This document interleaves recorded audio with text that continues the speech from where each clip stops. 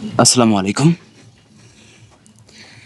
জাতীয় বিশ্ববিদ্যালয় উপাচার্য ২৯ তারিখে একটি নোটিশ প্রকাশিত করেছিল, যেখানে যে সম্পর্কিত নোটিশ প্রকাশ করেছিল সেটা হচ্ছে পরিপূর্ণ সাংস্কৃতিক ও সামাজিক আন্দোলনের মাধ্যমে কাঠামোগত পুনর্গঠন করতে হবে। এখানে যে নোটিশ সম্পর্কিত এখানে যে বিষয়গুলো বলেছে সেই বিষয় নিয়ে আলোচনা করব।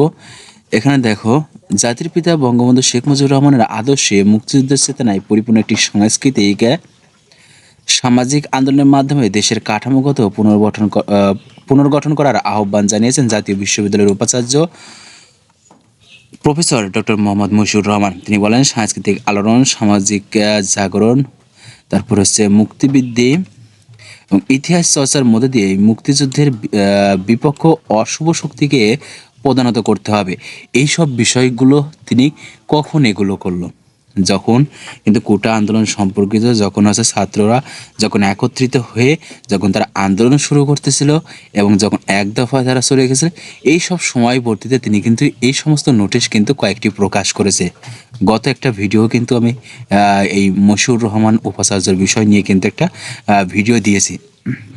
তিনি বলতেছে, আমি বিশ্বাস করি বাংলাদেশ সঠিক মেরামত যদি করতে হয় সেটি বঙ্গবন্ধুর কন্যার নেতৃত্বেই হতে হবে। তার মানে বঙ্গবন্ধুর কন্যা অর্থাৎ শেখ হাসিনা ছাড়া কিন্তু কিন্তু ওই বাংলাদেশের সঠিক মেরামত হবে না, এটা তিনি কিন্তু বলেছেন। এখন কিন্তু আজকে হচ্ছে ৯ তারিখ। এই যে কোটা আন্দোলনের যে সমস্ত বিষয়ের ফলে পরিশেষে যে শেখ হাসিনা যে পদত্যাগ করে দেশ ছেড়ে পালালো এবং নতুন সরকার গঠন করা হলো, এই সমস্ত বিষয়গুলি দিক থেকে কিন্তু উপাচার্যের কোনো কথা নাই।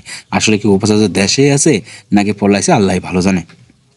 তাহলে এটা কি বলতেছে যে সঠিক মেরামত যদি হয় তাহলে কিন্তু শেখ হাসিনার কন্যা বঙ্গবন্ধুর কন্যার নেতৃত্বেই হবে। ২৯শে জুলাই ২০২৪ তারিখ সোমবার সকাল ১১টায় জাতীয় প্রেস ক্লাব ভিআইপি লাউঞ্জ সন্ত্রাস ও নাশকতায় বর্তমান রাজনৈতিক প্রেক্ষাপট শীর্ষক মুক্ত আলোচনায় সম্মানিত আলোচকের বক্তব্যে তিনি কথা বলেন।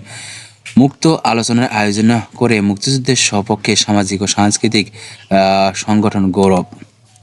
উপাচার্য মশিউর বলেন, রাষ্ট্র মেরামত নামে যারা ধ্বংসাত্মক কার্যক্রমে নেমেছে তারা মুক্তিযুদ্ধের বিপক্ষ শক্তির সঙ্গে জড়িত। আসলে এই আন্দোলনের সময় যারা ধ্বংসাত্মক কার্যাবলী চালাচ্ছিল এরা কারা? এরা হচ্ছে কিন্তু এখানে কিন্তু যে সমস্ত ছাত্রলীগ ছিল এরাই কিন্তু এই ধ্বংসাত্মক কার্যক্রম চালিয়ে কিন্তু এই ছাত্রদেরকে দোষারোপ করছিল। ঘটনার সঙ্গে তাদের পরবর্তী প্রজন্ম আদর্শিকভাবে তারা তাদের সন্তান। আমি মনে করি সাংস্কৃতিক পরিপূর্ণ জাগরণের মধ্যে দিয়েই বারংবার বঙ্গবন্ধু ও মুক্তিযুদ্ধের কাছে ফিরে গিয়ে ব্যবস্থা গ্রহণ এসবের প্রতিশোধের একমাত্র পথ। ডক্টর মশিউর রহমান, বাঙালি যতবার ক্রান্তিকাল এসেছে ততবারই বাঙালি শক্তির উৎস বঙ্গবন্ধু, রবীন্দ্রনাথ, নজরুল, সুকান্ত। তবে যতবার বঙ্গবন্ধুর কাছে ফিরে যাওয়া যায় ততবার সমাধানের স্পষ্ট পথও পাওয়া যায়। বাঙালি যতবার সাহস হারায় ততবার অনুপ্রেরণার উৎস হয়ে ওঠে জাতির পিতা। বঙ্গবন্ধু যখন দ্বিতীয় বিপ্লবের কর্মসূচি সুস্পষ্ট করলেন, বললেন, পরিচালিত সমাজ ব্যবস্থা আমি ভেঙে ফেলবো, নতুন সমাজ গড়ব। ঠিক এই একটি বাক্যের জন্যই বোধ করি জাতির পিতাকে হত্যা করা হলো। পরিচালিত সেই সমাজ ভাঙার লড়াই ১৯৭৫ সালে ১৫ আগস্ট স্তব্ধ করা হয়েছে। যারা এটি করেছে তাদের প্রজন্ম আরও সুস্থ সবল শক্তিশালী হয়ে বেঁচে আছে। রাজনৈতিকভাবে মুক্তিযুদ্ধের সপক্ষ শক্তির সবচেয়ে বড় দুর্বলতা মুক্তিযুদ্ধের প্রতিপক্ষ শক্তিকে চিহ্নিত করে তাদের বিচারের আওতায় পরিপূর্ণভাবে না আনা, বরং কখনো কখনো উদারভাবে পৃষ্ঠপোষকতা করতে গিয়ে আত্মস্তুতিতে ভুগছে সংখ্যা বাড়ানো। অর্থাৎ মুক্তিযুদ্ধে যারা রাজাকার ছিল এদেরকে সঠিকভাবে পরিপূর্ণভাবে এদেরকে বিচার করা হয়নি, এই বিষয়টা তিনি কিন্তু বলতেছে। আসলে এখানে যে সমস্ত সাইদি সাহেব বা ওনারা যে সমস্ত কাদের মোল্লা এরা অনেকগুলোকে কিন্তু এরা ফাঁসি দিয়েছে।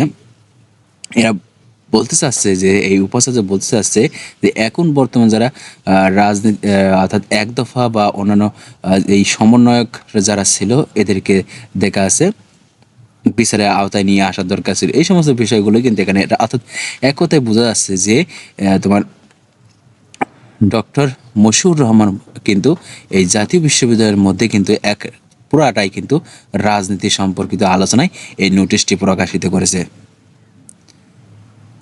এই বিষয় সংক্রান্ত যদি কারোর মতামত থাকে কমেন্ট বক্সে জানিয়ে দিও। সবাই ভালো থেকো, আল্লাহ হাফেজ।